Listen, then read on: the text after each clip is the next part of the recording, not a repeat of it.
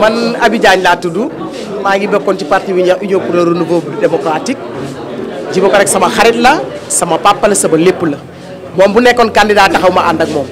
mais comme moom du candidat Ablaye Wade lay jàppale man ànduma ak Ablaye Wade te du ma jàppale Ablaye Wade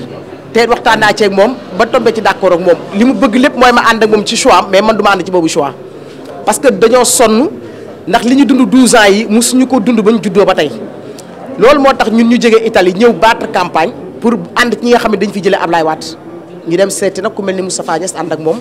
ndaxte gis nañ ci moom que ni moom homme d'état la yàgg na nekk ci état bi du koo xamit di tey bu jëlee état bi dina fi nekk di xool lan mooy état nan la ñuy defee ay conseil des ministres nan la ñuy nommé ay ministres nan la ñuy defee ay gouverneur ak ainsi de suite wala nan la ñuy defee ay décret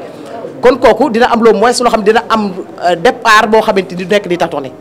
Deuxièmement aussi xam na ni dund bi cher na am na ay moyens yaakaaru ci moyens Sénégal pour mën a def lu mu def ci poosam au moins loolu dina ci mën a dimbali nit ñi ci benn côté jafe-jafe yi defe naa dina ci mën a taxaw lu mu ci dimbalee nit ñi ndaxte mi ngi nekk ci secteur pétrolier bi mën na fexe ba nga xamante ni taxe pétrolière yi ñu am ñun danañ teggeeku Sénégal ba dund bi gën a mën a wàññeeku ndax ñëpp xam nañ bu pétrole bi wàññeekoo essence bi wàññeeku bu essence bi wàññee dund bi wàññeeku dimbali ñu aussi ci yeneen i taxes yoo xamante ni nii gouvernement bi dañ ko jël libéraliser ko bu boobaa dina ko mën a delloowaat fi nga xamante ni dinañuy wax dëgg yàlla wàññil coono yi ba dund bi gën a yomb sécurité am Sénégal parce que ku nekk seetloon ni Sénégal état amatu fi